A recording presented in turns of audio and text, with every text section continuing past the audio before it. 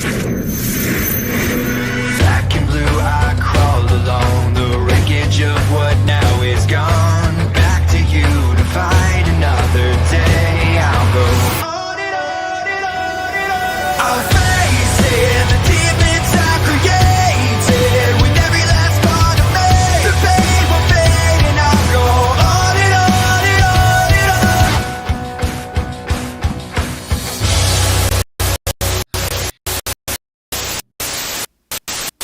What?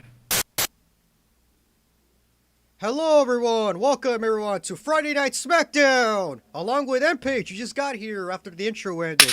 Hello, it's his birthday. Happy birthday to the M-Page. Yay! I feel special. Yeah, so today, it's a redo. This is actually for real this time, and also, it's the rise and fall and rise again of the most common games you know. Wrestling games, WWE games. You might have heard them, you played them before, or you might have seen them in commercials, or you see them in shelves on GameStop, or you've seen them in your grandpa's house, your daddy's house, even at a sex shop. So we're gonna talk about mostly the ones that were from from THQ and 2K, like for example the SmackDown, SVR, the WWE and 2K series. We're not gonna talk about the other games. We're just gonna talk about those ones in general, like the games that you always buy every year because, for example, the roster's outdated, or this wrestler, or like there's a new arena that came out, or new modes or DLC. But anyway, let's start first with the PS1 titles first. SmackDown, WWF SmackDown, and WWF SmackDown 2. Know Your Role, which is pretty much the same shit because it pretty much has the same engine, same graphics. The only difference is, of course, the roster, because that's what every game is known for. The roster. I think one of them was on the Nintendo 64 as well. Oh yeah, that was No Mercy. No Mercy. Yes. I'm trying to find that one clip from Gaming in the Clinton years, because they said something about one of the WWE games that I can't believe they said. Frick, they did multiple ones. Alright, while Rampage is putting a clip, let's talk about SmackDown, the first WWE/WWF game ever released on the PS1. SmackDown, which was named after the WWE show. SmackDown, even this show. But basically it's just a standard wrestling game where there's your one-on-one, your two-on-twos, your triple threat, fatal four-way, even special modes like Hell in a Cell. Steel Cage. Hell in a Cell came out a year after, but like First Blood. Anyone remembers First Blood? Anyone here that remembers First Blood? Yeah, First Blood. That match, And there's the Inferno, I think, and there's like tables match. TLC wasn't there yet. It wasn't introduced until 2001, I think. But 2000, I think. But like the roster was pretty much the basics, Attitude Era roster, like Stone Cold, The Rock, Triple H, The Undertaker, Kane. Pretty much every wrestler from that time period. And here's the thing that I didn't like about this game: the entrances. Like, it was dumb for like SmackDown 1. Like the entrances were like basically fast paced. Like they didn't show the crowd.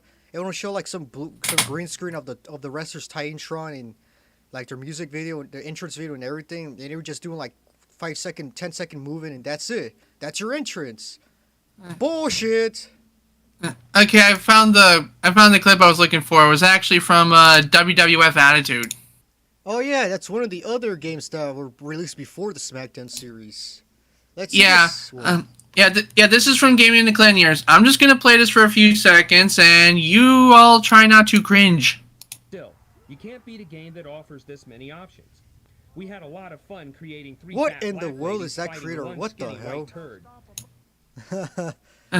In case you couldn't catch that, he said, we had a lot of fun creating three fat black ladies beating up one skinny white turd. Wow. When you can't create nothing and create a wrestler, you just create some random shit. Yeah, that's how we do. That's how every starter does it when they start a WWE game.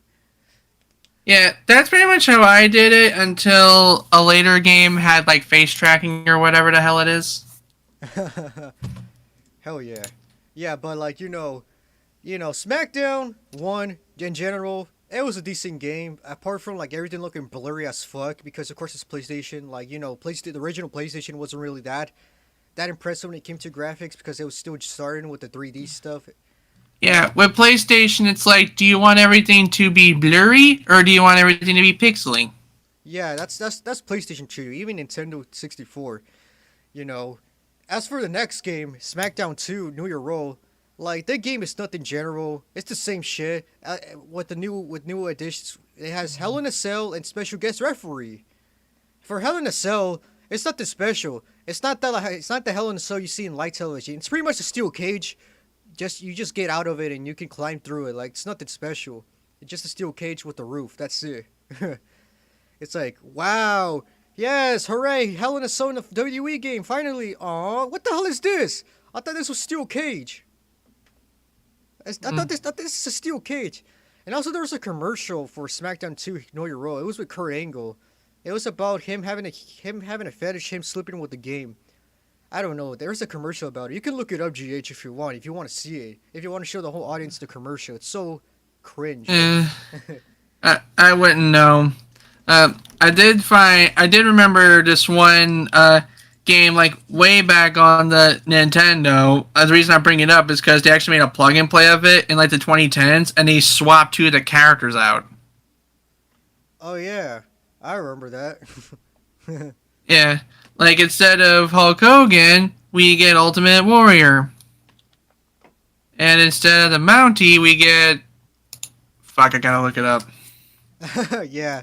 Of course, funny enough, SmackDown 1 and SmackDown 2, Know Your Role, they came out the same year. Like, SmackDown 1 came out in March, and Know Your Role came out, like, around October or September, I think. So, pretty much was the same game. It just updated.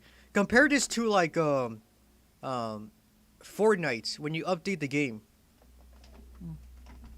Oh, here we go. They replaced Mountie with Razor Ramon. Ah. Yeah, apparently, like, those two characters, Hulk Hogan and Mountie, were problematic in the modern age. Like, Hulk Hogan because he was spotted saying a bunch of N-words, and the Mountie because he's a Canadian stereotype. We will talk about the Hulk Hogan shit later on, because that affected the WWE games for a while. We're going to talk about it later on for, like, the games that came out in the 2010s. But, yeah. As for the next... Yeah, that technically is 2010s. Yeah, well, I think it was released, years before Yeah, 2K. it was NES and Sega Master System. Then the NES version got re-released as a plug-and-play, just swapping out those two characters. Yeah. Alright, 2001, SmackDown Just Burning came out. And you know where it came out? It was the first game on a console that MPage loved the most. The PlayStation 2. Yes. But I didn't play WW games on it. Of course, I know you didn't. You pretty much played, what most. I know Orion did. I know Digi did. Yeah, Orion. Yeah, if we got Orion here, he would talk a lot about the old WWE games. But since he's probably doing his own thing right now and at his own place, probably playing Xbox. Yeah. And he did just finish singing "Happy Birthday" to me. And yes, and now MPage is. Oh yeah, by the way, since we're rapping about the PlayStation 1 games. Did you know that Crash Bandicoot 1 came out on MPage's actual birthday in North America? Yes, September 9th, 1996. Yes. So, yes, he has the same birthday as the actual North American release of Crash Bandicoot. Yes. Alright, for the PlayStation 2, the first WWE game on that console was Just Bring It. And, that game intro was so hype because, like, the game trailer was so hype because it used, like, had different type of player models. The player models looked like they were next-gen impressive graphics. There was also a trailer for that too, but it was so impressive how the player models looked. Like the Undertaker, for example, looked amazing. Triple H looked amazing. Stone Cold looked amazing in the trailer, and The Rock looked amazing. So it looked like it was gonna be a good game.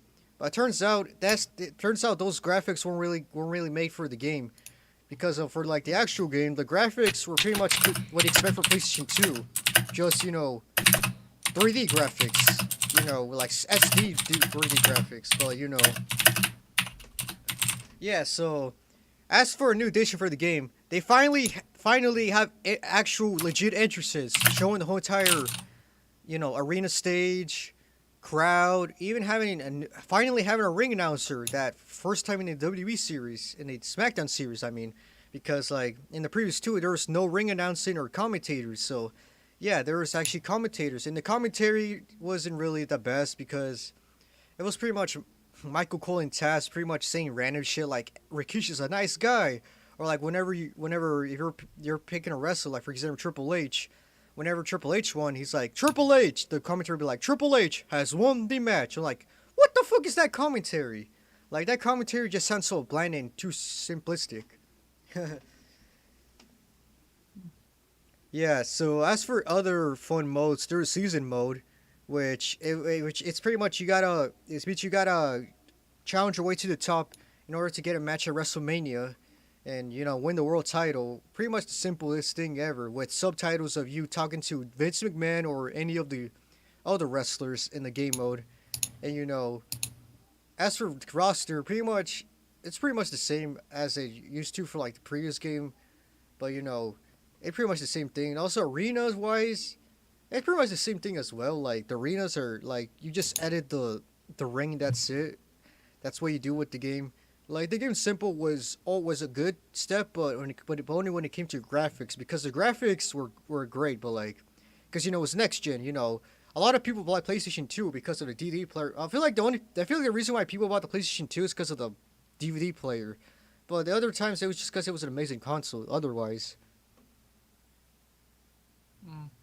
And I think MPage has a PlayStation 2 in his shelf right now. If you've seen his room tour video where he was testing out his camcorder in 2017.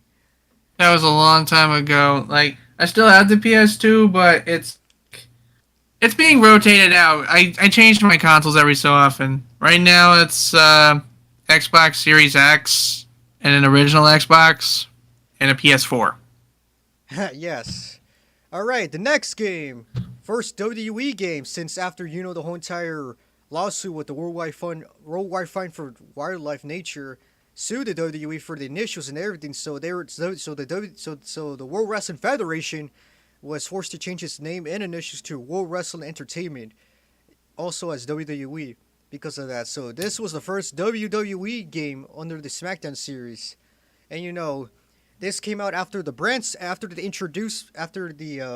introduction to the brand split, which was pretty much like during that time WWE had a huge roster, so they pretty much split their rosters in half by having them in two different shows, Raw and SmackDown.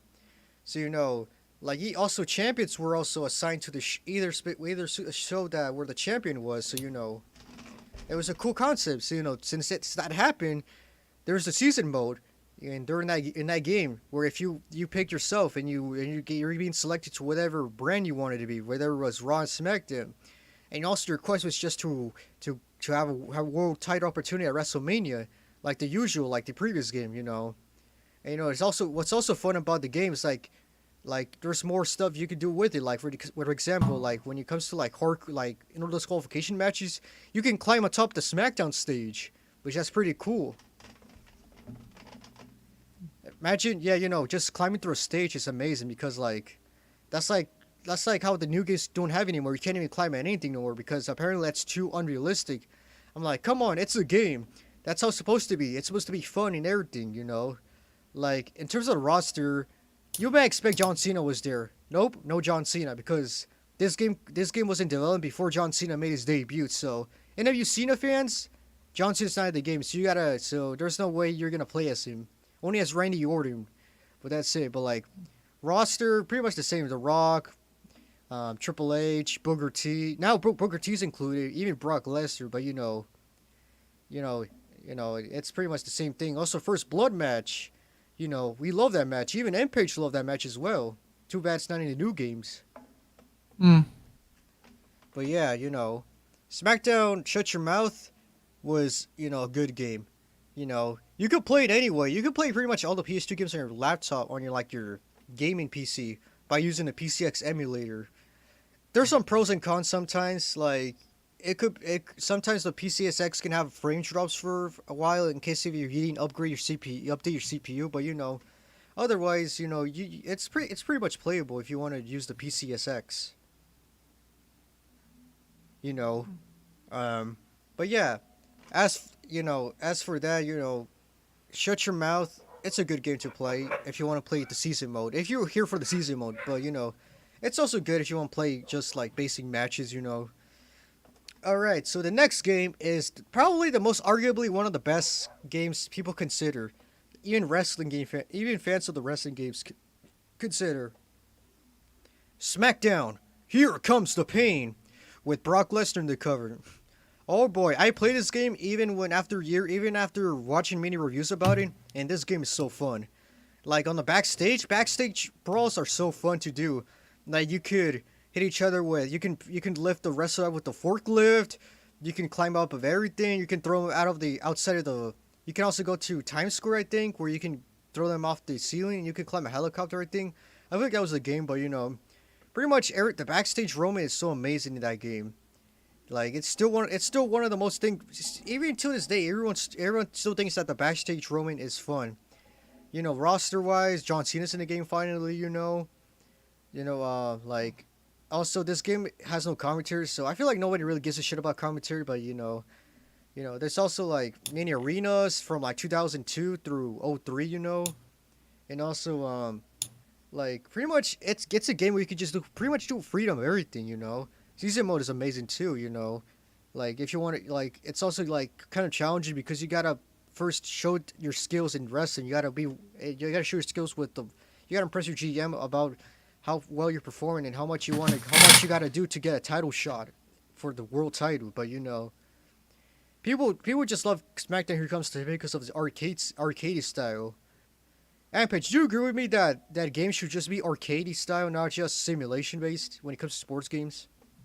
I mean, some people like both. That's why racing games like Gran Turismo give you both options. Yeah, that's what I feel like. Since you talk about, I feel like that's what sports games should do now.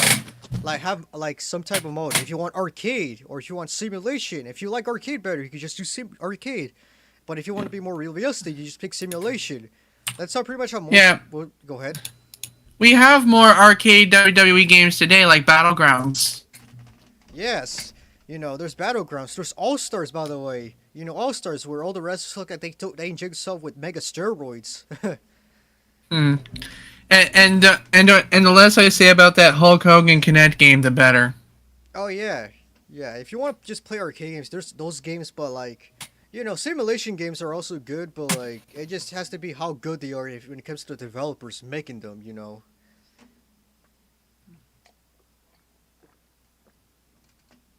All right, since after SmackDown Here Comes the Pain, it started a new series, the SmackDown versus Raw series. Started with the first game, which was hyped a lot. People considered it as a game that was disappointing because it was so overhyped a lot when it came to the trailers and everything, even with some kick-ass, metal 2000s music. You know how the 2000s was. They pretty much used metal to hype everything up. Not anymore to this day. Like, the new generation loves rap and everything, because, we're in a new generation. Hey, Digi! Right. We're talking about the SmackDown vs. Raw games now. We're talking about the first game. So,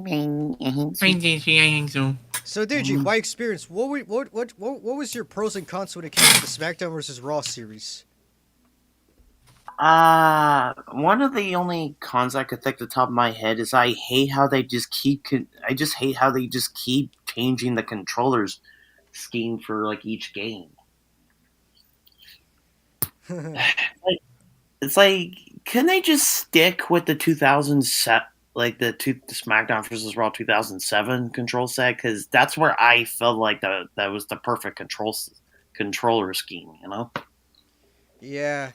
Yeah, I don't know like when it, that's how I like about wrestling games here. It's like when it comes to like the game's controls, like I didn't like, it took me a long while to get used to like the 2011 controls after playing 2007.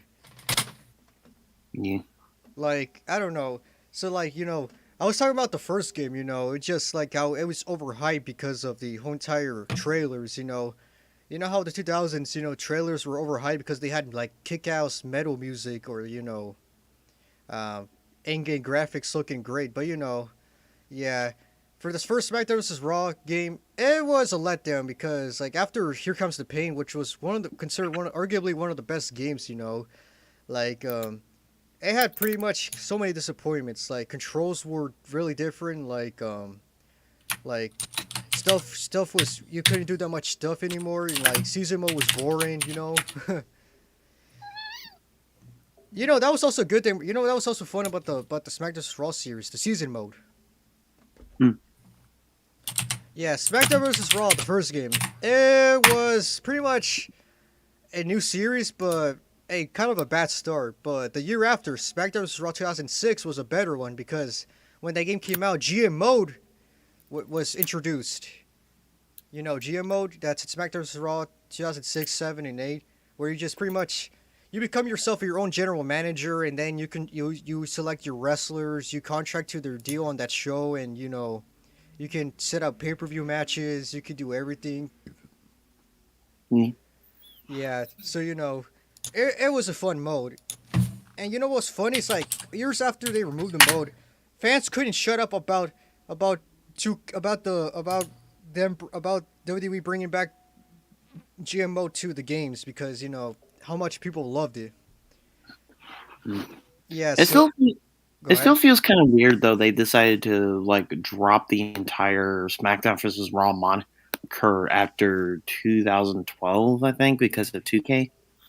Yeah, it's because the reason why they dropped it is because like the brand split ended apparently like in 2011 because apparently since I don't know. They decided to go there because the roster was getting less and less and less smaller. I don't know. I didn't get it why they ended it because of that, but it's still people still knowing why the first brand split ended in 2011 like, you Mm. know, kind of weird. I really love that theme of SmackDown vs. Raw where you just pretty much it's like, "Oh, two shows, SmackDown vs. Raw. Which one's your favorite?" Oh, for me, personally my opinion, I actually like Raw better. I don't know for you. I don't know for you. Did you like SmackDown or Raw better?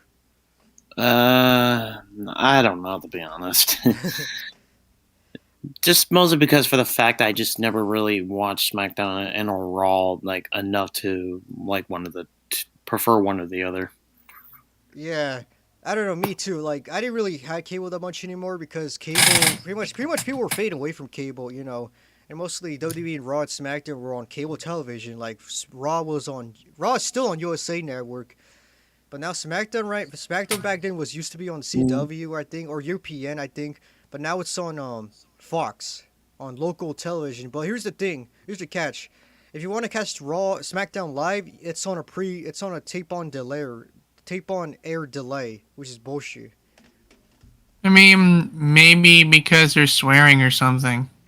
Who is Probably that's probably the reason. But yeah, SmackDown vs. Raw, like I was saying, SmackDown vs. Raw 2006. It's a good one to try if you want to do it on emulator because that game was on the PS2, and also that was the last time that a WWE was on that WWE on that series was on exclusive on the PlayStation consoles until the next game that came out, SmackDown vs. Raw 2007. All right, did you give away your experience with that game? Give us your experience. Not gonna lie, I always kind of felt like it had like the perfect control scheme for the WWE games. Yeah, like the easy to understand, like right. I don't know, there's something to do with the right analog stick where you could just do these like grabs, and I think there were some special ones too. If you press like one of these, I don't know if it was the R1 button or something, but I just kind of remember there were some special grabs that you could do. And especially with the right analog stick too, Yeah, I haven't played the game in a long time, but I actually want to get that on the 360 or PS2. I don't know. There's a huge difference between the two versions. Like the PlayStation 2 has like more different player models, while the Xbox 360 version has more HD graphics.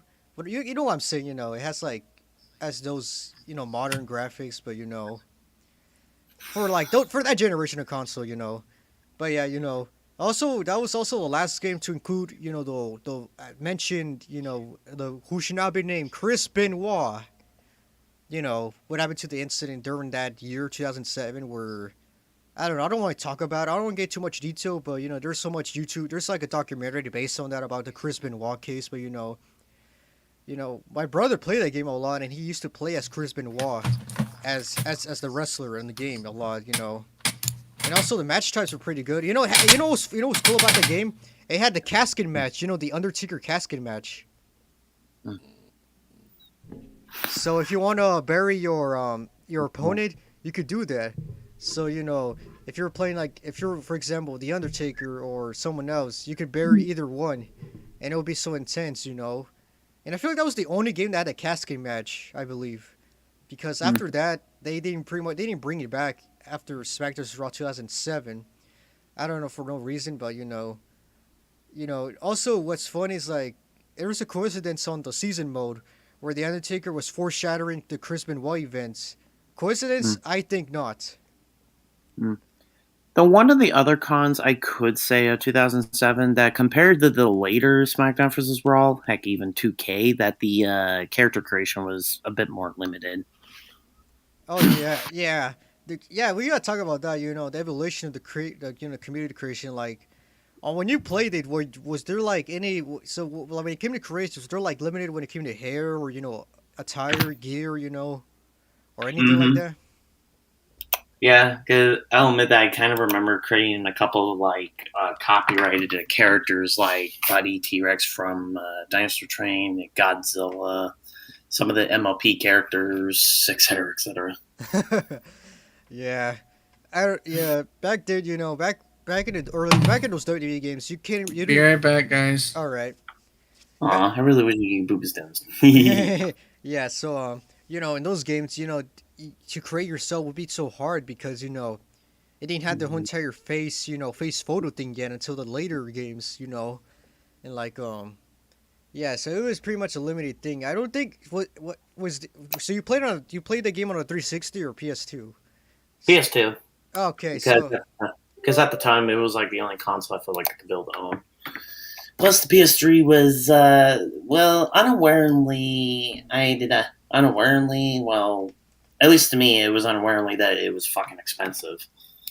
Yeah, funny enough, when it comes to WWE games, when any new console comes out, they don't really release the game on that console immediately, which is kind of weird. But I get what they're doing because it would take them so much time to develop the whole entire game on the next generation consoles. That's but yeah. So apparently, I think that was the last time when it came to not having no custom entrances for your wrestler, custom music until the next game.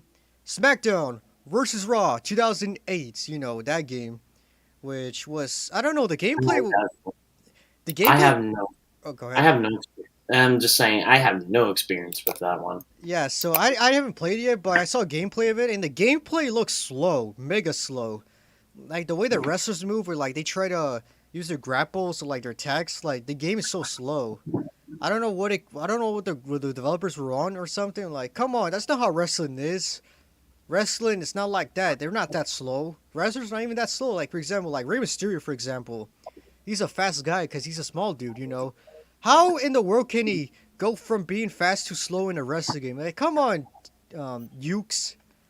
I know you guys are really good at your development. When it comes to your gameplay and everything, I don't know why you guys do it. It was so weird when the game was being so slow. And also, this game was the last game to have two GM mode until until 2K22. But yeah. So the roster was also pretty weak. Without Chris Benoit and without the other wrestlers like Rob Van Dam, not being in the game, it just felt kind of lackluster when it came to the roster. And also 24/7 mode was kind of whack. It wasn't really that fun. And also, the only thing that kept people interested was unlocking the legends. Playing through every classic WrestleMania match like Stone Cold Steve Austin versus Bret Hart from WrestleMania 13, or Shawn Michaels versus what was it called? Shawn Michaels versus John Cena, WrestleMania 23. But yeah, the game was also during that time. during 2008, like WWE had like upgraded their upgraded their stage designs to HD, to the HD sets because they wanted to switch over from standard definition television to HD. So like they had new sets and everything. So they pretty much made the game outdated because for like the SmackDown and Raw arenas for Raw, it still had like the old Ovaltron stage and for SmackDown, it had the fist stage. The SmackDown stage with the fists. The punching fist. If you remember that stage from like the SmackDown vs. Raw 2007, it still had that stage. So pretty much the game was pretty much outdated by the time January hit, and yeah, the game was okay, but it was kind of a disappoint. It was really a disappointment. Like I don't know, like with the game being so slow and everything, people were like, "What is happening next?" And and then the year after, SmackDown vs. Raw 2009 came out. Like there was not that much updates to it because like it was pretty much the same game. What the only focus was on tag team wrestling. Like oh hooray, who likes tag team? No, not that much people to be exact. Like tag team matches in WWE games are kind of unfair when it comes to the CPU. Like when you try to pin someone either way, even if you do a finisher, the other like the opposing team would still attack, you still not win because your opponent's tag team partner will break out the pin easily, even if they're not even damaged a lot. So yeah, so they pretty much improved the tag team matches, but not the other matches. To be exact. So it was pretty much the same game as from last year, just with the updated roster and updated arenas. And also too, I think 2000. I think I also forgot to mention that 2008 SmackDown vs. Raw was the first one to have custom music. So if you want to put your music, if you want to put like your own music, for example, like a Sonic song, or like MOP, related song as your theme, here we go. You can put it to it. If you want to put it to like your created MOP characters, you can put their specific songs. Yeah. It's pretty cool. It was a pretty cool feature. Now in the new games, they don't do that no more. So it's pretty cool. And speaking about theme songs and everything, like 2009 SmackDown vs. Raw, some of the wrestlers had wrong theme songs. Like for example, Chris Jericho, he didn't have his usual theme. He had used a cover of his theme song, which was supposed to be used when he returned to the WWE, but it never debuted or anything. So it was kind of pointless to have it in there. But I guess it rock still. I guess it was still good. I don't know, but along with new feature, along with the whole entire improvements on the tag team matches, there was a new mode that came out. The Road to WrestleMania mode, where you pretty much can select any wrestler like John Cena, Batista, and Rey Mysterio as a tag team. Randy Orton, I think, CM Punk, Mickey James, I think those were the wrestlers, but I forgot. But pretty much, either one you select, you gotta do all your path to go to WrestleMania just to win yourself a main event title shot, which is pretty much what every wrestler's dream is just getting through the big stage, and getting yourself that title match so bad, but it is, but Yeah. It's pretty much the thing every competitor wants is to get a main event spot at WrestleMania. Like that's what everyone wants, but like the Road to WrestleMania mode was the only good thing about the game. Like either side, like the matches, it was the last time you could play as as an intergender match between as a female wrestler and a male wrestler, because like during that year 2008, WWE decided to go switch from TV-14 to PG, and pretty much make their entire content more family friendlier, towards the more family friendlier content, more opposed to the edgier content. So pretty much everything got changed with that. But it didn't really affect the game that much, Like the game was still on that era. It was still focused on the TV-14 era prior to the switch to PG around July, of the same year, in 2008. So as for 2009, good game. No, not good. A good game, but not that much to do, and has a good WrestleMania. So that game was all right, prospectively, Like I would play, but only just for just to play as only for gameplay for Road to WrestleMania, or just a basic perspective, review on it because the game wasn't really that fun to play either way. Like it was just basically the same as 2008 SmackDown vs. Raw, just with just switching, having a new system on the tag team matches. But it's kind of weird. But the next game is SmackDown vs. Raw 2010, and this one was way better in 2009 because like everything was way better. Like at least they improved the gameplay, they improved the controls better. They improved the matches, not the matches, but they removed quite a. They not the matches were still the same, but like everything was still the same, but like they except for the removal of the intergender matches, but because of the PG, them switching to PG, but like it was the game was good, but Roto WrestleMania was back, having mostly the same wrestlers, which is like the same.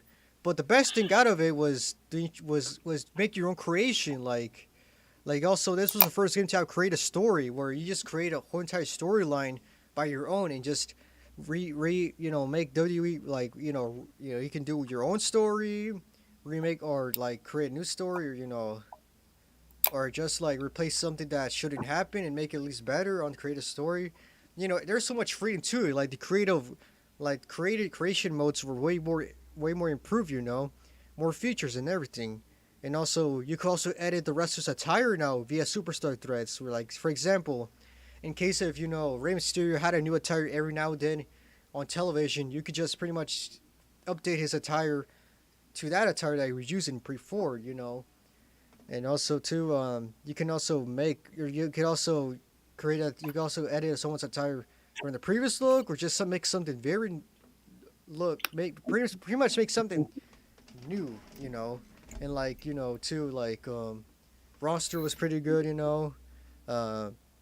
pretty much everything was like fun, like gameplay, was so good, As for that, as for like the graphics and everything, I think this was the last time where they used the Jack specific title player models where the wrestlers look really cartoonish, like until like the next game, like all the wrestlers start like around like that time, like the wrestlers look more different apart from like the real life counterparts. They pretty much look like action toys because they were it was also Jack Pacific was also part of the developmental group, so like all the wrestlers weren't really motion captured until yet, but like this game was pretty much a big improvement over 2009 SmackDown vs. Raw. And like the tagline even says it all. I forgot what was the tagline, but it was like, the world is yours, I think. I don't know. It's your world. Yeah, the tagline was, it's your world. But yeah, SmackDown vs. Raw 2010, a huge improvement over 2009. Alright, so the next game is SmackDown vs. Raw 2011. The last game in its SmackDown vs. Raw series.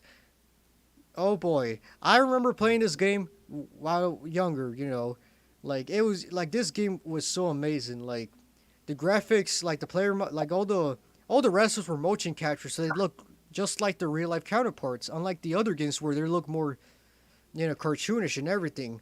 And oh boy, this game was so amazing. Like, the Road to WrestleMania, like, whenever you could play as John Cena, Christian, Chris Jericho, Rey Mysterio, and also you could also pick Kofi Kingston, John Morrison, Dolph Ziggler, and a creator wrestler to defeat The Undertaker's historical undefeated streak at the time, before what happened in 2014. But for the Undertaker mode, it was actually it was actually well creative story. It was well produced. It's pretty much the average Undertaker feud storyline where like you have so much curses. You get cursed by the Undertaker's druid souls, And, it's pretty much what you expect from an Undertaker storyline. As for the other ones, some of them are just pretty much the same as the other ones, from like the previous Road to WrestleManias. But like the best thing about the Road to WrestleMania is like when you playing as a wrestler, you can walk around the backstage GTA style. You can browse around. You can browse around the whole entire backstage of the arena. Depending on where it was. There was a green room and there was every room you can go inside. even though there's some locker rooms that are pretty much, restricted. I don't know, but the game itself was pretty cool, and also too, um, this was the first game to include the universe mode where you can pretty much set your own, matches and everything, like customize your own matches, you know, make anyone a champion or anything, But the thing I didn't like about the game, about the universe mode integration was like you can't really turn it off. So even if you played a match without going to universe mode, um, like if you play just a random match in a random arena, it will count that as the actual show, for no reason, which was kind of dumb and dull when that happened in that game. Like I didn't like that about 2K20, not 2K, about SmackDown Raw 2011. Like it was just random at times. I don't know. But yeah. All right, MPitch, you're back. All right, we're just concluding the SmackDown vs. Raw series. Talking about the last game, SmackDown vs. Raw 2011. All right. Yeah, you can keep going. I didn't really come into the party until 13 came out. All right. So, yeah, the best thing about 2011 was like the matches were more improved and improvised. Like for example, TLC matches, you could place whatever table you want in any place. You can throw them anywhere, and also when it came to the ladders as well, you could place any weapon anywhere, and also for the Extreme Rules matches, they were also pretty much way more cooler. It was pretty much freedom and everything, until like the next games that pretty much restricted everything now, which is kind of stupid. But you pretty much can head your opponent anywhere, and that was pretty cool about it. And like also there was injuries on, so pretty much if you hurt the wrestler so bad, they'll be sent to there will be like paramedics that will be sending them to the hospital and everything, which looked very realistic and everything. That's what I liked about SmackDown vs. Raw 2011. What's funny about the game is I made so much random creations. Like my shit was so random when it came to creations. I pretty much made like a girl with big tits. Okay. 3 fat black ladies beating up one skinny white dude. Oh boy. And as for like the other games that had custom music, I one time I used like some rap song that my brother had on his PlayStation. I don't know. It was just kind of cringe and everything. SmackDown vs. Raw in general, like the whole entire series, it had its ups and downs, but pretty much the series worked for its time because during the brand split, it made sense.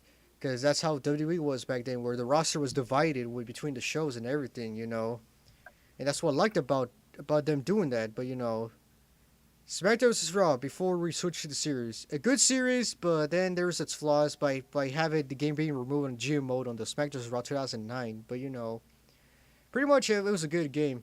What's also fun about SmackDown vs. Raw 2011? I did not know it came on the PlayStation 2. I did not know until I saw videos. So PS2 SmackDown vs. Raw 2011. And I saw videos about it, and the graphics just look bad. I bet you the game performs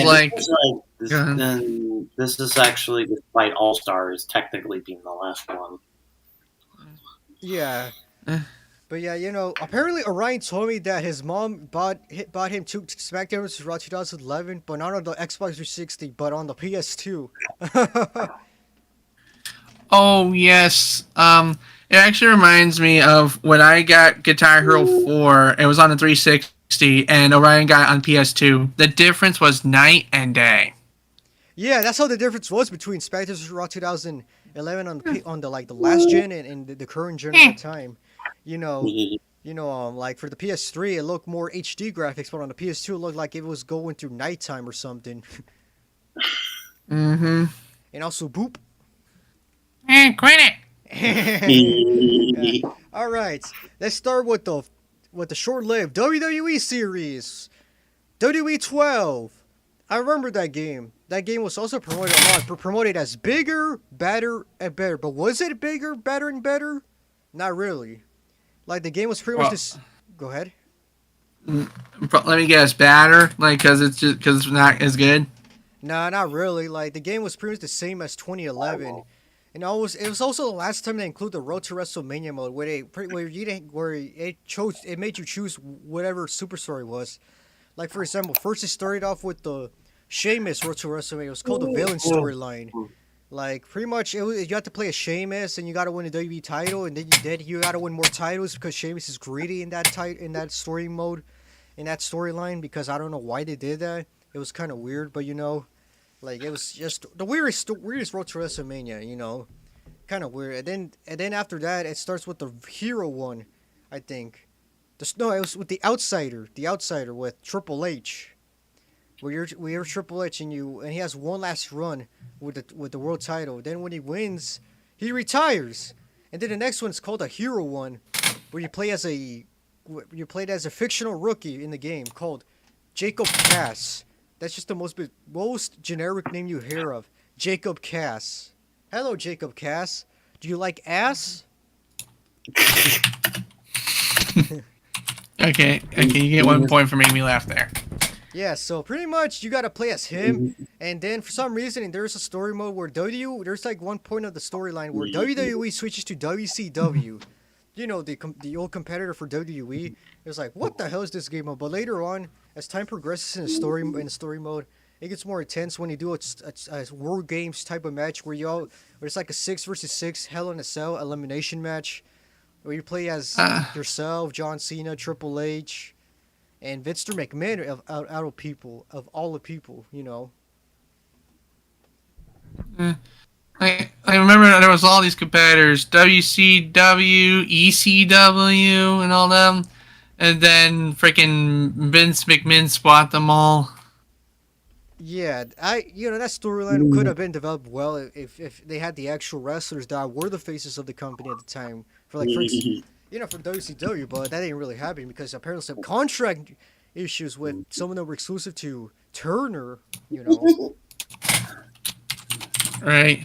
But I remember ECW was on the Sci-Fi Channel for a little bit because it was doing like that Halloween shit. Oh yeah. Yeah, also, I forgot to mention, around like SmackDown vs. Raw 2008 through 2010, it says SmackDown vs. Raw featuring ECW, which it was a brand as well, but you know what happened? The show didn't really succeed well as it was expected to, because it wasn't extreme enough, because Vince pretty much made it go into the water. Because that's Vince, that's your general Vince. Hey. So,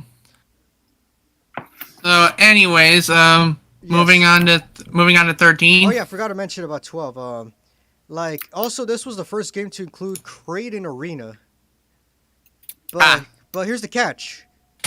It's not you can't create the stage though, or you can't edit the stage or anything. You can only edit the ring side, which is kind of bullshit, It was kind of horseshit for doing that because how is that create arena? That's more create a ring more like create a ring, because you can't really create nothing. For universe mode, it was also more improved now because you could edit the shows and everything, and you could also edit the rosters, edit the shows championships and everything. So pretty much WWE 12 was somewhat of an improvement, but not really over SVR 2011. Like there's some stuff missing, but it's just a game that just happened, But the game after WWE 13, Okay, interesting thing about 13, I actually pirated it for the Wii, like when I was a child, and the reason I did that was because I wanted a game on the Wii that could use the GameCube controllers, and apparently that was the most recent game that supported it. Anyway, I eventually did buy it for the Xbox 360. From what I saw in 12, it plays pretty much like 12, but instead of Road to WrestleMania, we got Attitude Era. Oh yeah, where you played as the timeline between the 1998 through 1997 through 2000, I think. Yeah, like all I remember is some stuff happened with Triple H and Shawn Michaels and Stone Cold and something. Bret Hart. Oh yeah, I forgot to mention. Around last year, just like last year's game, it has the same engine, Predator technology. Like last year was called the game the year before WWE 12, the engine was called Predator Technology, and then now for 213 it's called Predator Technology 'which had pretty much the same controls and everything. But as for DLC wise, apparently if you if you got the game, if you pre-ordered the game, you could get Mike Tyson for free. Like, I mean, like what I hated was one of the unlockables was so bugged that you couldn't like unlock it without it staying on, and it went because it wouldn't stay unlocked. So what happened eventually was I just fucking said screw it and bought the accelerator. Yeah, that's what I feel like most people do that, but not when it comes to WWE games. When it comes to not for them being lazy to go all the way through the story mode, you know what they do? They buy the season pass because every game from like SmackDown vs. Raw 2011 through now, you can get the season pass where you can unlock everything, like the DLCs, the unlockables, you could unlock the attributes where you can edit the wrestlers' overalls and everything. You know, that's pretty cool. You know. Let's see. So in addition to them updating the engine to add more realism, like now Rey Mysterio can't just pick up Big Show. They also returned a mode that I really liked, the special referees. Oh yeah, they were two special referee mode, but here's the catch. If you do a bad, for example, if you do a bad job and not officiating well, the GM, the official, you know, authority of the authority will kick you out of the match because you're doing a bad job. They actually send a real referee. Right. Kind of weird considering you can be an asshole you want in the earlier WWE SmackDown vs. Raw games, including 2007. Yeah. I mean, it doesn't completely get rid of the incentive to be an asshole because good or bad, you can still fake a submission. Oh yeah, you can do a screw job. Yeah, that's what it's called, a screw job, where pretty much the opponent doesn't really tap out, but then again the referee calls it a tap out, but it's not a submit, but it doesn't really count as a tap out. But then again, it is a tap out according to the referee. No match. Oh yeah, and also too, You want to know what else I find? Go ahead. You want to know what else I find funny in the special referee thing? That unlike the regular ones where they just like do it like a regular tap here and there, you can just tap the fucking thing all you want to where like barely have any reaction in time for the other player to, you know, get out of that submission or something. Yeah. Right. Yeah, you know, but here's the thing. Like you don't get, you know how in the older games where when you're a special guest referee, you'll be wearing a referee, you know, outfit. For WWE 13, you can't. It just pretty much wears awkward with just having the wrestler have his normal outfit as the referee. Yeah. Oh yeah. Go ahead. Go ahead. Oh yeah. All right. Now you were saying. All right. Also, this is the first game to include OMG moments. You know, in case if you want to do like catch finishers, you know, for example, if you're Randy Orton and you just automatically get up and the other wrestlers just to jump, you can do an RKO. That's an OMG moment. Wait, isn't it also an OMG moment to kind of like throw someone through like an out table or something? Yeah. Wait, what else? Yeah. Also, too, you could also hit someone through. You could also break the barricade by spearing someone through a barricade. Oh yeah, and then like the audience member can just push them back or something. Yeah, that was also too, and also the creative mode was also amazing too because you could finally edit the stage as well. That's what they missed out on the last year's game was the create arena, you know. Yeah, like I might be remembering this wrong, but I think there was one point where you could like slam someone so hard in the ring that the ring just breaks. Oh yeah, if you're playing like two heavy wrestlers, for example, Big Show or Mark Henry. Three fat black ladies beating up one skinny white turd. Yeah, you can also break the ring as well. They actually, you know, I think that's the first time you could break a ring. I don't recall any game prior to 13 where you can actually break the actual ring from. You can actually, I don't know if that's the first time or not, but you know, yeah. I actually don't remember if it was 13 or 14. Yeah, I think 13. Yeah, it was the first time you could break a ring. You know, if you had two heavy guys like I say, Big Show or Mark Henry, you know. As for like, you know, like also they brought something back from the older games. Created championship, but here's the catch as well. You can only edit the title colors, that's it. So, you know, better luck next year. Better luck next year, I guess. Yeah. I remember create a story was a thing. Oh yeah, I mentioned that. Yeah, 2010 was the first game to have to create a story where pretty much you can create your own story about, I don't know, like you could just type random shit, in a script and everything. Mm-hmm. Yeah. Like, fucking, that's when I knew Orion was a Gary Stu. Because, like, he created the first element of the story where he just found the million on the ground. And from there, we both had different directions of where we wanted to go with it. I wanted it to jump to the tag betrayal bit, where I beat him up for stealing my money, and then it leads to a one-on-one match. He wanted to just have an announcer bit where he announces he's being a good Samaritan and returning the money that he found. Yeah. Hello? Did I get disconnected? What's the last thing I said before I got cut off? Oh, you were both muted. Yeah. Yeah, I'm here, you feeling master. Okay. So, he pretty much wanted to come up as the good guy that finds money and returns it. I wanted it to be like drama and suspense, but apparently no, he's never evil. Fuck that shit. Alright.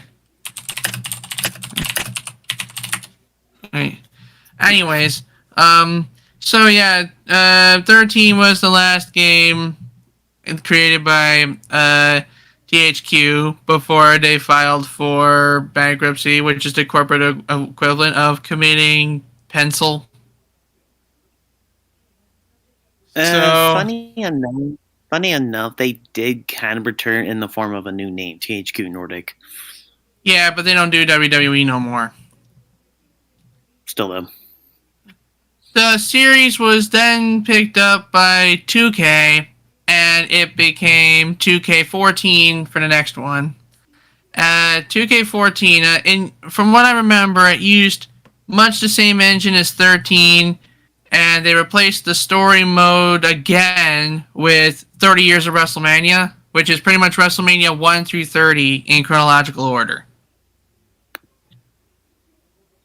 The only differences I remember, apart from the updated roster, was them fixing some bugs and fixing some exploits. For example, in 13, there's like a taunt where you flip off the other wrestler and they blur it out. But if you view it in a replay, it doesn't blur it out. It's actually flipping the bird. In 14, they fixed it, so even if you bypass the blur, they're using the ring finger, not the middle finger.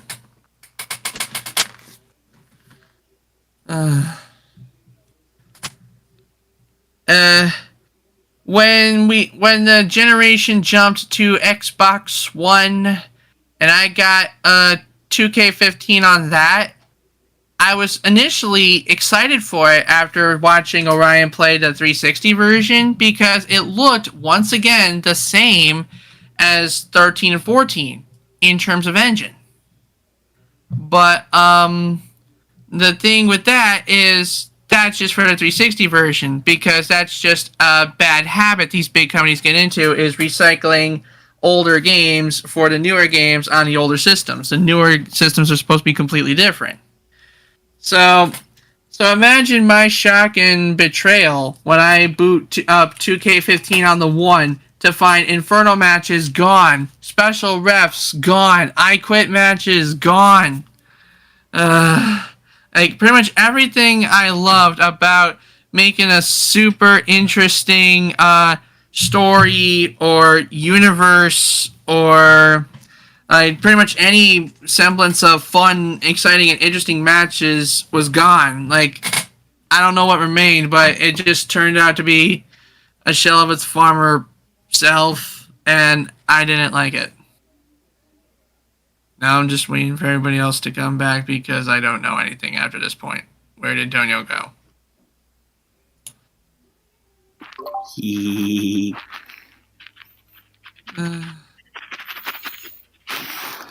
Maybe you need.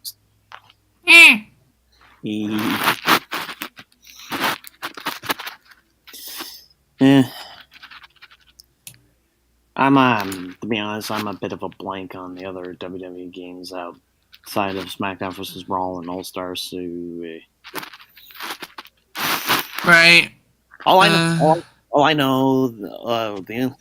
know though is that one of the later ones actually decided to be a buggy mess of hell. Right. Oh, for anyone curious about 2K15's story, it was the 2K Showcase. It's basically a combination of 30 years of WrestleMania and Attitude Era, in that they focus on specific events and go through history. Well, Antonio, where are you?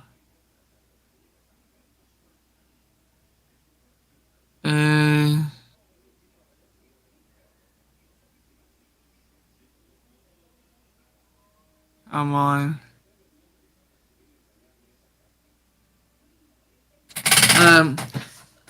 I guess even the 360 version wasn't safe from the wrath of the executives because they got rid of story designer, creative finisher, and custom soundtracks. They didn't even put them on the one.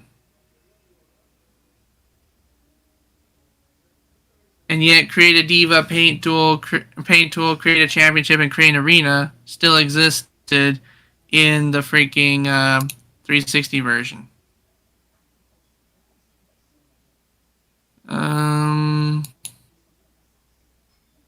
Let's see here.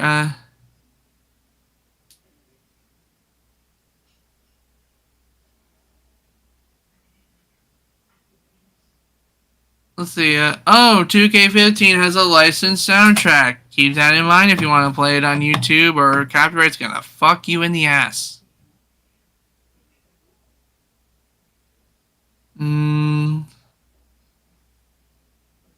I think this was also around the time they started releasing it to Steam. Unless there were other versions that were released on Steam. Let me look. Yeah, 2K15 was the first one released on Steam. My apologies to the PC Master Race.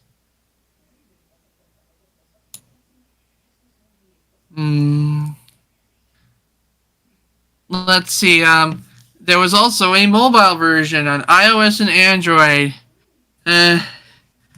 Designed by InSpace, which stands for, nah, wrestling's boring, I'd rather go to space.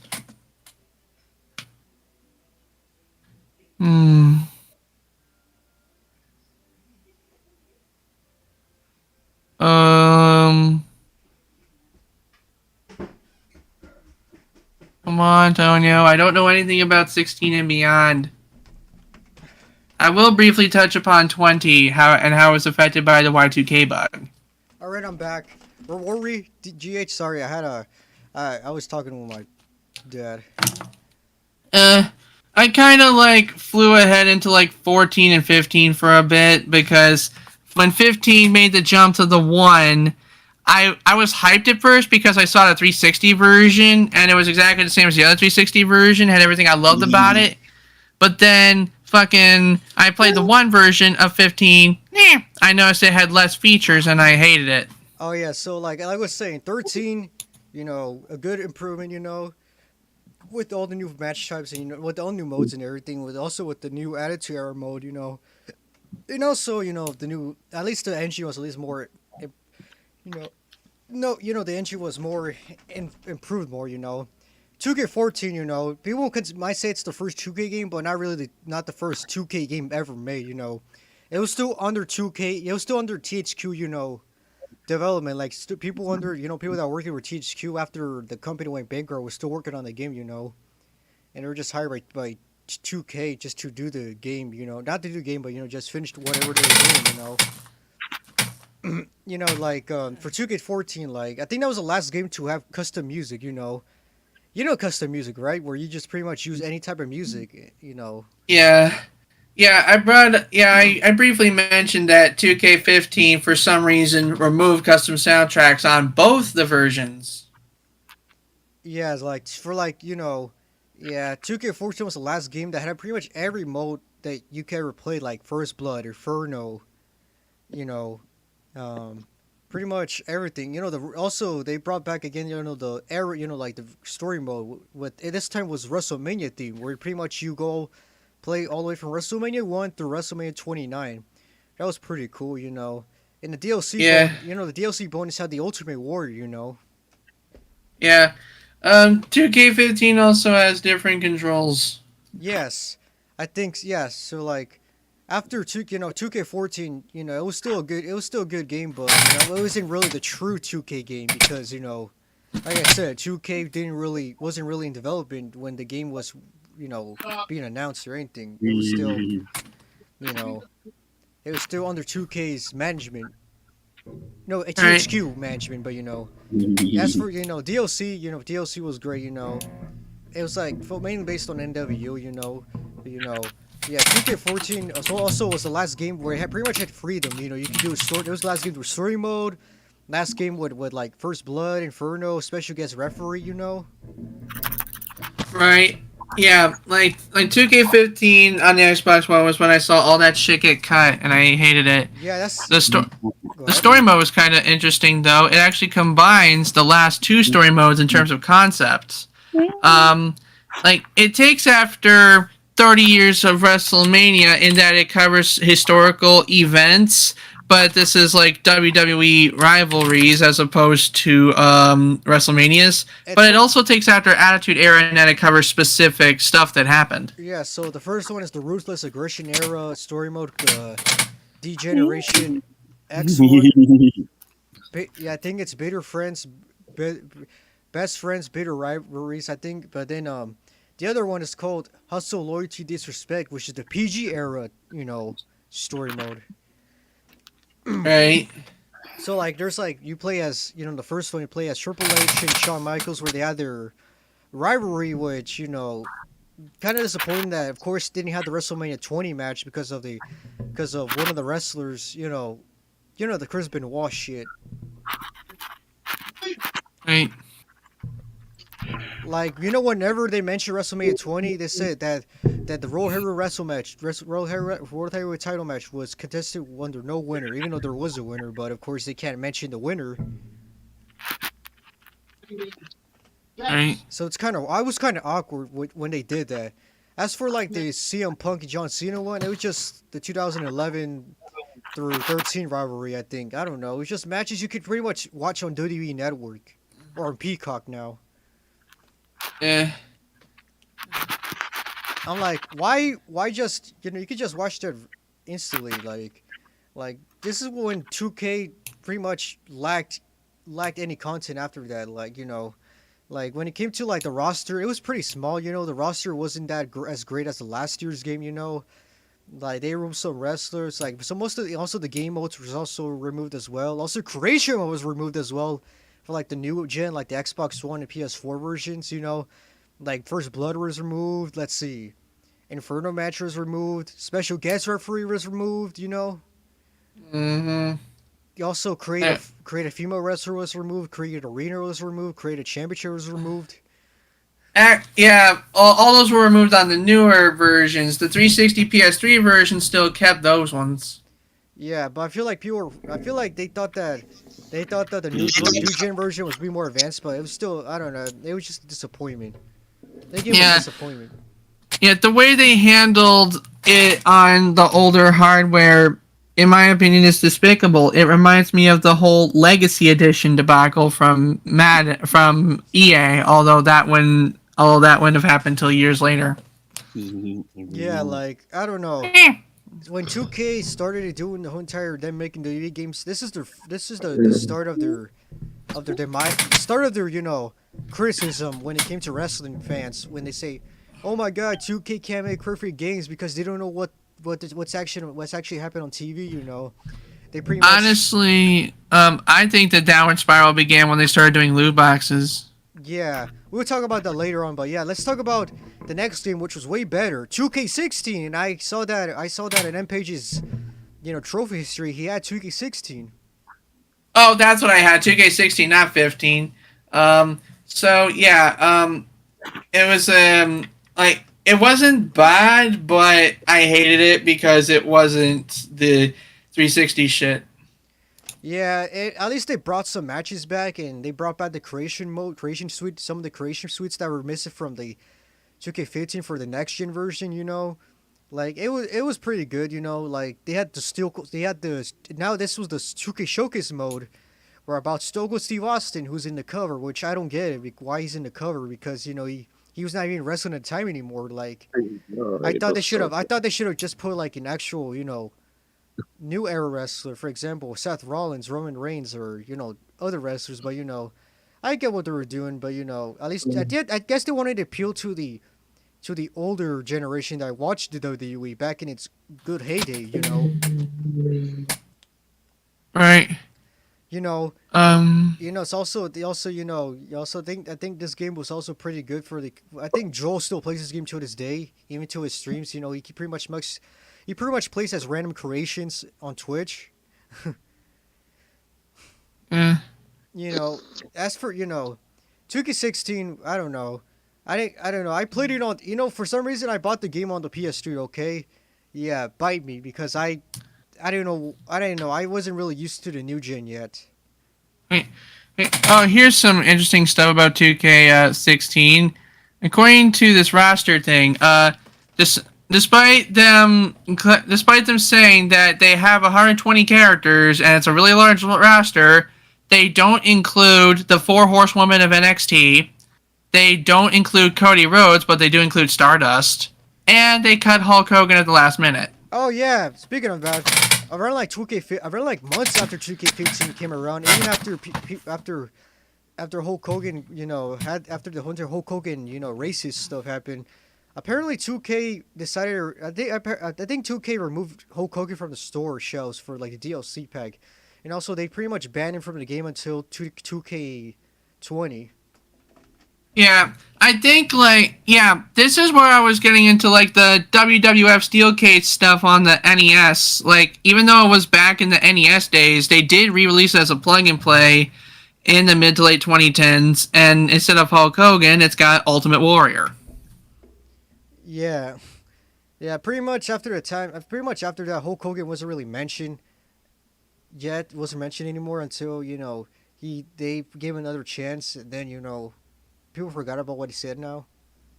Yeah, him being racist, basically what happened was there was leaked footage of him talking to his daughter on the phone, and he was expressing disapproval over her boyfriend at the time, using a bunch of N-words in the process.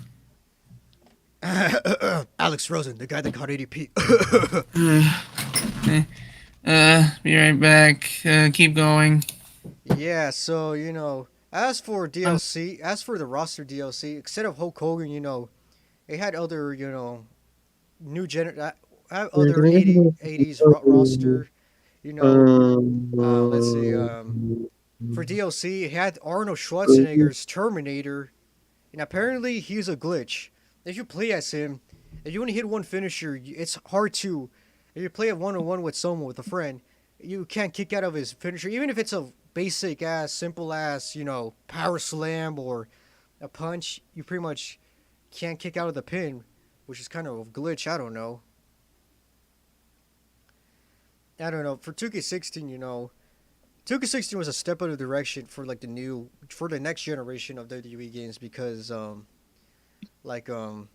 2K15 came out, it was a disappointment because all this stuff was removed, but at least for 2K16, they actually, gave what the fans wanted. At least somewhat gave them what they wanted because they still didn't bring back GM mode or create a not create a rest, but create a story or anything like that, or the other match types that were aforementioned removed. But it was kind of it was kind of weird. We're not having those modes, but yeah, it was just at least it was somewhat of it was just a step in the right direction, so yeah, 2K16, I played it only on the PS3, it was kind of a weird thing for me because when I played it just pretty much like 2K14, just like how 2K15 looked like. just updated roster and everything. Just pretty much 2K14 on the updated roster. But if you want to play the other modes that were not included in the new generation, like First Blood, Inferno, and also forgot to mention, just like how the career mode when 2K15 came out on the next gen, career mode was bad. Like the career mode was so bad. Like you had to repeatedly face this one random ass dude named Baron Blade, and it was so repetitive and it was the same shit in every type of match. It was the most bullshit stuff happening in that game. And that's why 2K pretty much had a bad reputation with its career modes being bad. Like even if it had no voiceovers or not, it was still bad. Like just wait until 2K17 while we wait for Rampage. I don't know. But yeah, career mode for 2K15 and 16, they were just beyond bad. You just pretty much do the same shit every time until you get what you want. I don't know, it's just the boringest thing they ever did. And oh boy, 2K17, here we go. WWE 2K17. Oh boy. Not oh boy, like the game was good and all, but like the career mode, oh my god. The career mode was so bad. Like it just made everyone quit the game after a couple days of playing it. Like even the YouTuber I know named Attack Slug played it through on and he couldn't even finish the whole entire career mode because how bad it was. Like 2K were just so bad at it, at just producing at least someone what like come on 2K, can you just at least make a game that looks realistic, to this day, not just making it the same, with the same commentary, same everything. Like come on, you guys have WWE gaming rights for more years. I don't know why WWE decided to do that, but it's still dumb for them, except for signing with 2K. But if 2K can't really get everything right, they can't get entrances right, they can't get details right, they can't even get stuff right. For 2K19, it was pretty much promoted until it was promoting so much hype, even with the DLC with Goldberg being included in the game for the first time since. Not first time, but he was in 2K14, but they included him as a hype DLC for 2K17. And 2K17 was also overhyped as well because people thought this would be the game, the WWE game, by looking at the trailer with the texture and everything, with all of the wrestlers with everything looking amazing. But it wasn't really that good of a game. Like the career mode, like I said, the career mode was just so bad. Like I wouldn't even play that game. I wouldn't even waste my whole entire time playing the career mode, just because of how bad it is. You just have to do the same crap every time and time again. It's just so bad. Like the only good thing, like I said, is DLC and everything. Like it just wasn't really. It was just pretty much 2K16, but at least better lighting and better texture. But So Apex, we're talking about 2K17. I also forgot to mention the career mode, how bad it is. Where you pretty much you gotta do the same shit every time and time again. I mean, at this point, I kind of stopped playing it, but I follow updates for I forget which one it is, but whichever one was the Switch version when that came out, that was ugly. Oh yeah. So 2K17. It was a game that looked like it was gonna be one of the greatest games of all time by looking at the trailer. But trailers, they were kind of they kind of like to lure you to they kind of make 2K lure you to purchase their game just because of how good it looks, like how the game is, how gameplay is or otherwise. They can't really get everything right because the game could be outdated now and then because of the WWE just switching or changing stage designs, or the roster being more different now, or everything. Yeah. Anyways, 2K15 was the first time it was on Steam. Everything from 15 did have an old 360 version, but those just used the 2K14 engine. Yeah, it had the same pretty much graphics and everything, and pretty much 2K14, but just updated. Yeah, I mean it's not really a new practice. When Tony Hawk's Pro Skater 3 and 4 came out on the modern gen consoles, they also came out on the PS1 as well. And sometimes they did well with the Pro Skater 2 engine, and other times they fucked it up. Yeah, that's how last gen is to you. Like you expect it, you think, oh, it's a new game and everything. Just for example, like the iPhones, for example, like the iPhone 14. They're coming out soon. Like there's the 14 and 14 plus, and the 14 Pro Yeah. and 14 Pro Max. But here's the difference: the 14 Pro and 14 Pro Max, they have a different chip, the A16, while the iPhone 14 and 14 Plus, they don't. They have the same chip as the iPhone 13. So what's the point of getting the regular if it's gonna be the same shit as from last year's models? You know, that's how the last gen is to you. You know. I swear to God, iPhone's gonna get its dedicated SmackDown episode at some point. It will. Just wait. Just wait. Eh. All right, let's talk about the next game after 2K17. The one that Orion streamed the most during that year is WWE 2K18 with Seth Rollins on the cover, and also has a deluxe edition because 2K wanted more loot apparently.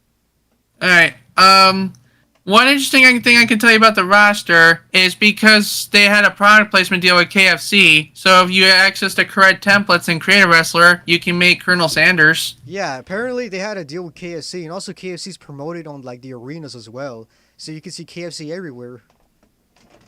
Yay! Every time a Taco Bell rings, an angel gets diarrhea. Yeah, that's when I don't know, WWE still has a deal with, I think they still have a sponsorship deal with KFC. Oh boy. Like the commercials are so bad. You can look one of them on YouTube. It's with The Miz as a chicken and Dolph Ziggler as Colonel Sanders. It's so cringe. Like it's so bad. Like I don't know why WWE I don't know. I think after Triple H, since Triple H is control, I feel like they're gonna stop doing that cringe bullshit. Anyway, generally people were shitting on 2K18 because it was full of glitches, and the most glitches and bugs could be found on the Nintendo Switch version. This was the only WWE game to be on the Switch. Well, there's 2K Battlegrounds, but that doesn't really count when it comes to the series. But Right. And like, not only did it have bugs, it had the stupidest content distribution ever. Like, you'd think the entire game would fit on the cartridge, but nope. That's basically that's basically 8 wrestlers. You could play 6 at a time and 1 arena and a couple modes. They don't fit the entire game on the cartridge. You have to download the day 1 patch to play the entire game. And would you want to play the entire game? Hell no. Fuck no.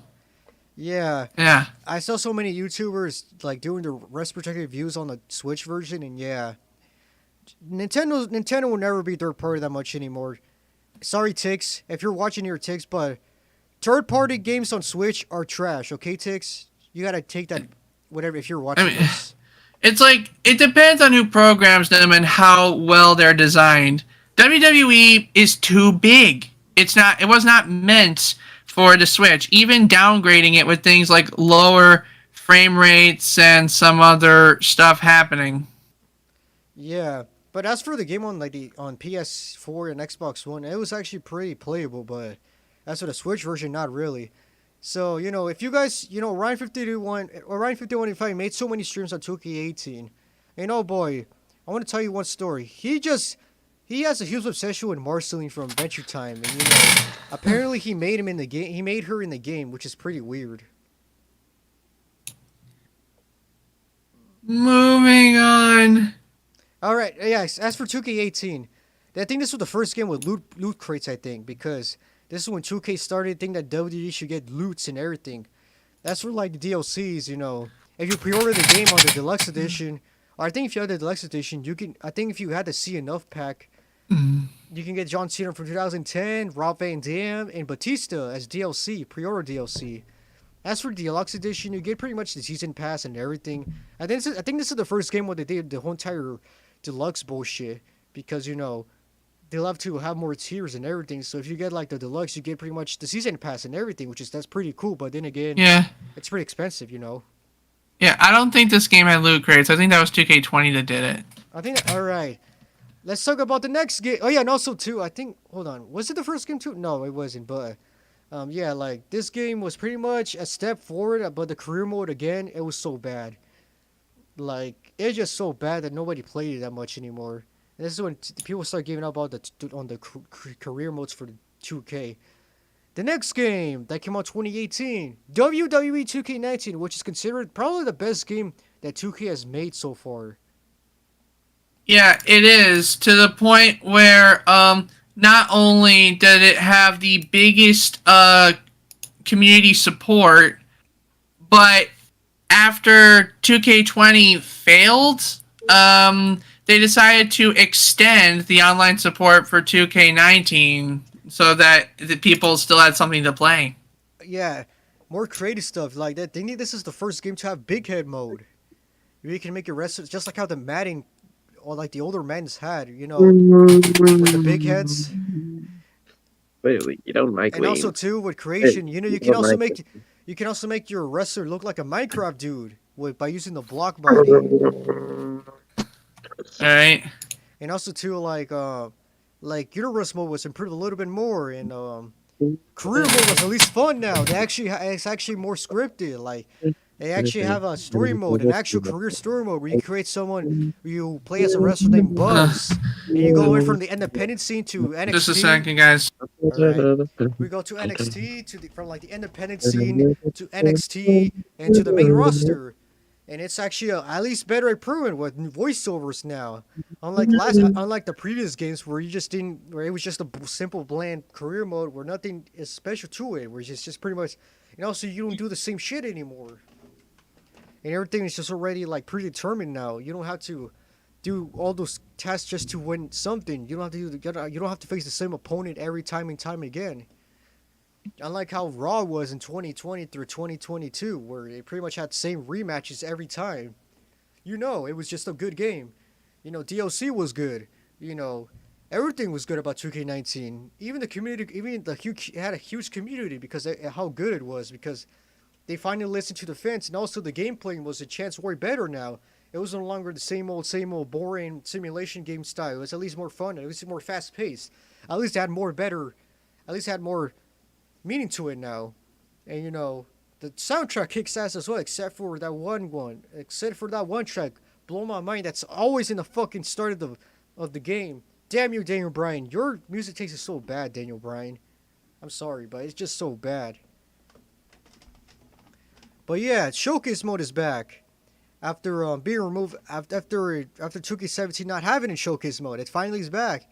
And this one's focused on Daniel Bryan on his first initial run as a professional wrestler before he retired in 2016, where he was first facing John Cena as a local competitor as Bryan Danielson on Velocity, like on a 2003 episode of Velocity, all the way to WrestleMania 34, where he came back to the ring to be as a target partner with Shane McMahon to face off Kevin Owens and Sami Zayn. And this showcase mode was actually pretty good. They actually have some arenas, that you can unlock, pretty much everything you want. And like, as for the universe mode, you could edit everything now. You can determine who could be the wrestler. It's not the same old universe mode like it was since WWE 13 or 2K14. I don't know which game it was, but it was at least better, Yeah, so 2K19 is just one of the best games they made so far. 2K14 doesn't really count, but you could technically count it directly, but not really.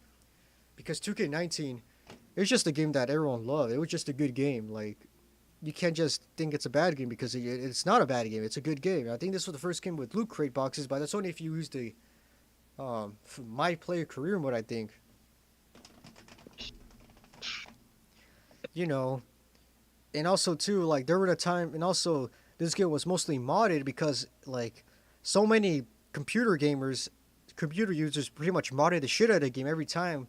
Whenever a wrestler changed his theme song, and there was new arenas coming out, it was probably the most modded game to this point until 2K22 came out. But 2K19 is actually the only good 2K games, at least the best now. But Yeah, according to what was it? Ben Harris from Keen Gamer, 2K19 was considered the best 2K game that's not 2K14. Which I consider the best game that 2K has made, since they pretty much were involved in everything, not just having the rights yet. Because 2K14 was pretty much just a game they just had to publish because there was no other publisher that they didn't have the rights for for WWE because THQ went bankrupt. But yeah, 2K19 still one of the best games to this day. Even after almost 4 years being released, still one of the best games. The next game, this one is considered as one of the worst, or probably the worst games of the 2010s decade. But this one is WWE 2K20. Oh boy, how shit the game is. Not only did it have many bugs when it came out, and not only was it one of the first versions to have the loot boxes, I think, but it also suffered from the Y2K bug, believe it or not. Yes, the Y2K bug in 2020. No pun intended, because it's made by 2K. Yeah. See, here's the thing. The Y2K bug was the thing that was prophesied to happen in the year 2000. If computers weren't updated for it, then when the year 2000 came, it would show up as the year 1900. And since the computer couldn't handle the year 1900, some shit might go crazy. Here's the thing. Some of the people that fixed the computer systems for the Y2K thing had like a lazy thing where it's like, oh, if the last 2 digits of the year are less than 20, then the first 2 digits of the year is 20. So when 2020 came around, a bunch of computer systems started breaking all over the place that were affected by this bug. One of them being the computers that ran the servers for 2K20. So people that got this game for Christmas and wanted to start playing right away, they couldn't. Yeah, because like every time you try to play a match or something, the game will automatically crash out of nowhere because of how badly made this game was. Because here's what happened. Around like August or July, it was announced that Ukes, the longtime developer for the WWE games, announced that they were parted ways with WWE and 2K. So what happened is that 2K put their own visual. They put their own developer, Visual Concepts, in charge. And what happened is that Visual Concepts didn't really know how to make the game. Right. That's how the story went. Yeah. So, and they couldn't even get their marketing right. They were talking about Eminem to have him curate the soundtrack for the game early on. Then it got leaked that he was doing it, so he decided to bow out of doing it. Yeah, then I don't know. There was so much, falling outs with that game. When it came to the game's development, like Ukes, leaving, Ukes parting ways, Eminem leaving the soundtrack thing, and also too Visual Concepts didn't know how to make the game right. And pretty much the game was pretty much not really finished. It wasn't really deemed to be finished. For example, Cyberpunk. There's an example for you. Yeah.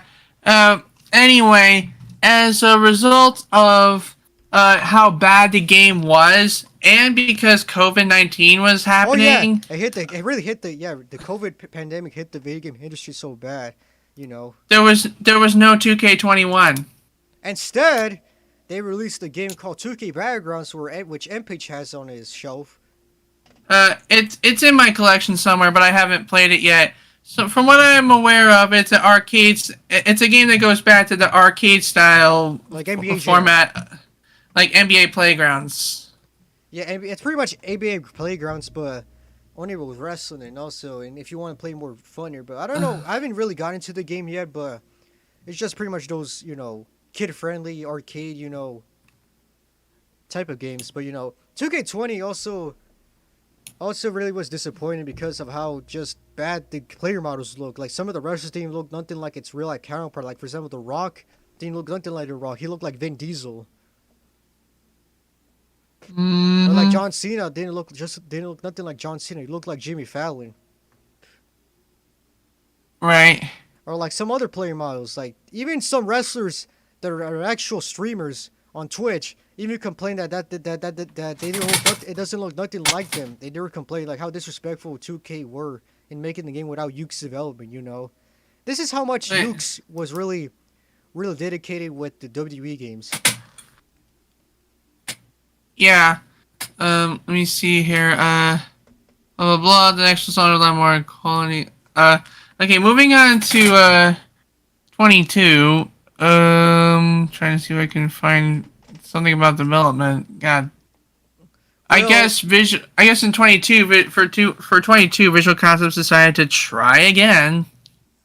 and yeah, they actually did it right now. Since I have the game right now on my shelf, but 2K22 was at least playable now. Unlike let's just say this. 2K, I gotta say, I'm sorry to say this, but 2K15 is at least better than 2K20. Not because it's more playable, but it's still a bad game to even if it's better than 2K20. But then again, every game is better than 2K20. Right.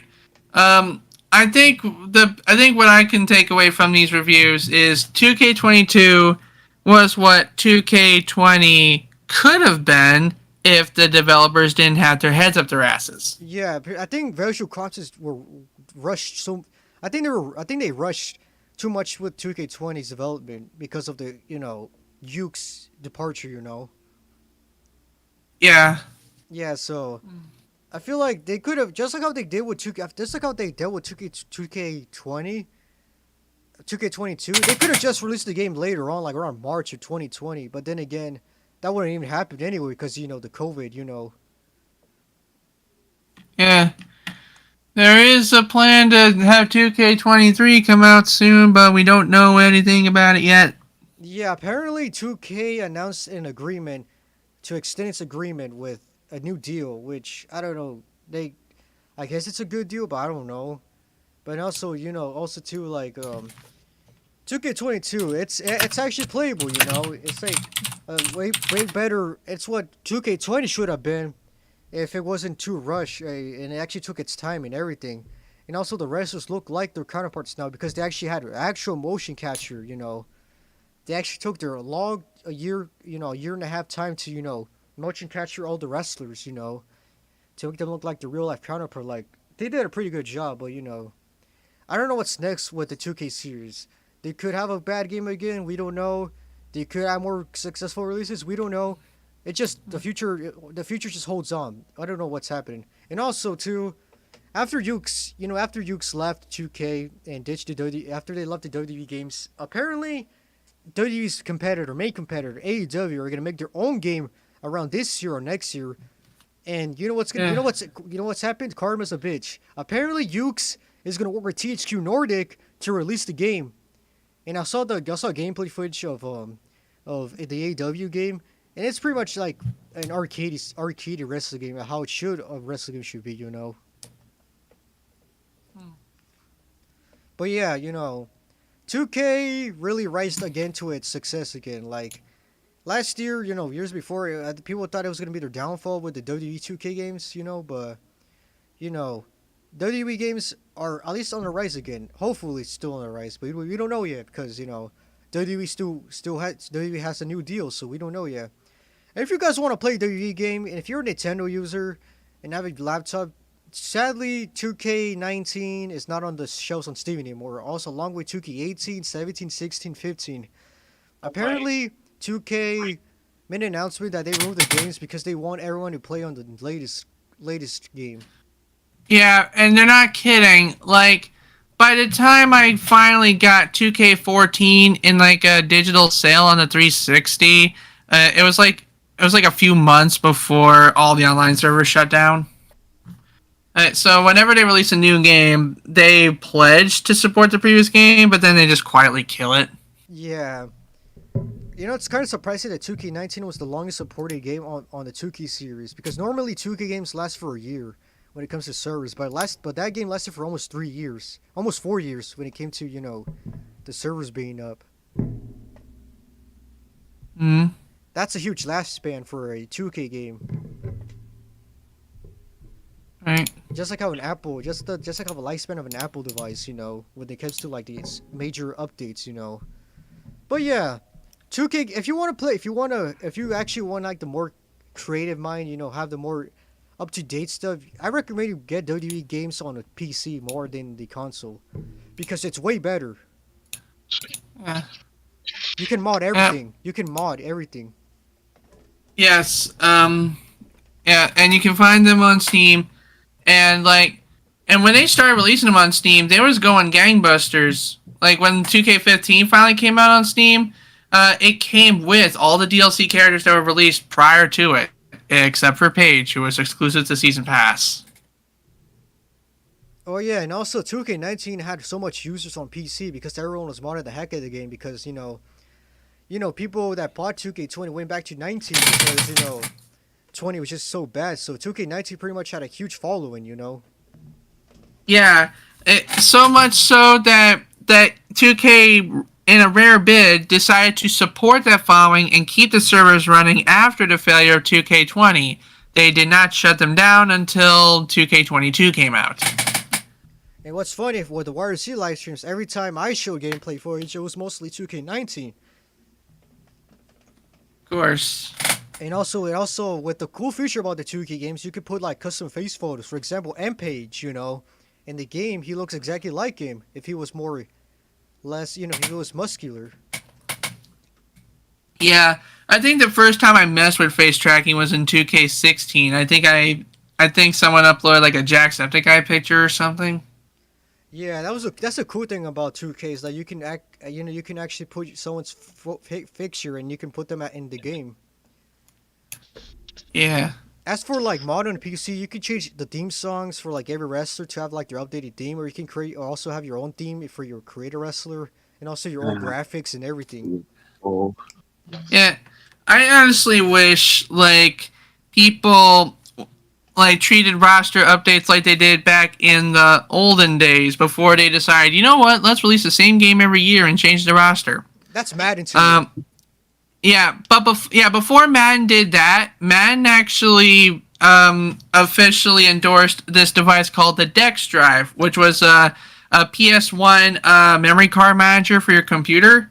It was designed as like a cheat device to download saves and put them on the memory card, but it was endorsed by the NFL because you could download updated rosters for like the football games and put them on the memory card without having to configure everything. Oh yeah. Speaking about that, apparently there's cloud rosters on the newer Madden games. If you think the new game looks bad, you could just update the cloud rosters on the previous game on the cloud roster.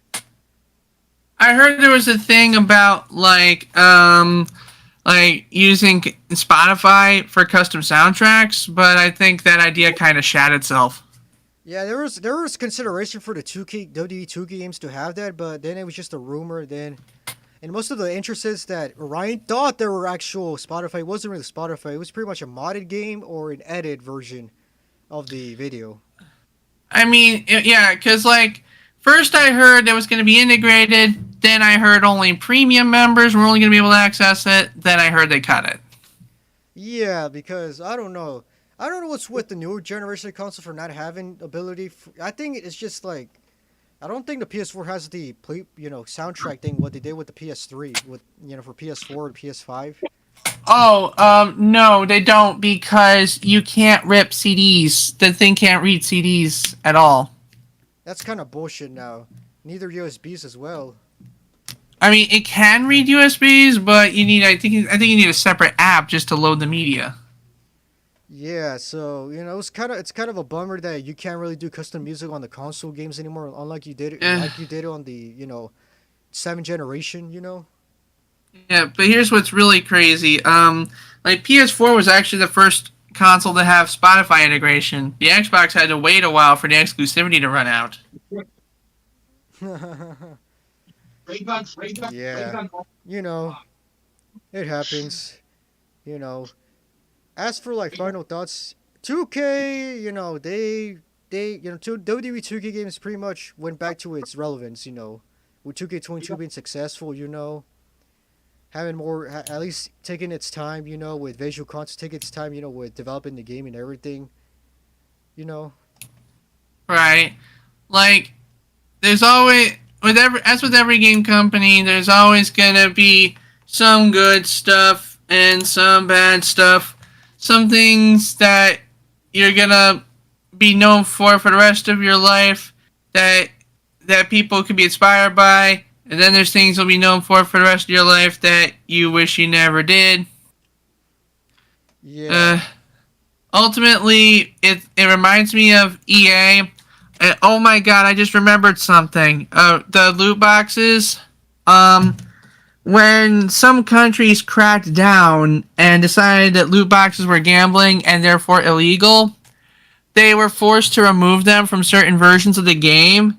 But they weren't going down without a fight. Those versions of the game gave you a message that warning you that your gameplay experience would be degraded, and that they should like bother their government people to fix it. Yeah, I don't know. There were some complaints with that with other countries, but you know, it was kind of bland. All right, since for the next episode, since we're talking about Debt Rise and Falls, with stupid decisions and everything. Next episode is about Apple removing the eSIM because Apple is Apple. Yes, and the next Raw, I'm not sure what's gonna happen in the next Raw. It's either you doing some WWE stuff or Decent playing Tentacle Locker. I honestly forgot what it is already. Testicle Locker. Tentacle Locker, but yes. All right, so stay tuned for that for next SmackDown, and also it's M Page's birthday. Let's say happy birthday! Happy birthday, M Page! Yay! What was next week again? Fuck. Oh, next week, Apple. No, I mean next week's on the other channel. Oh yeah, next week there's a stream happening, Unforgiven, but we'll talk about more of that on the next episode. Yes. All right, anyone want to say goodbye before we end? Now you know what to look forward to.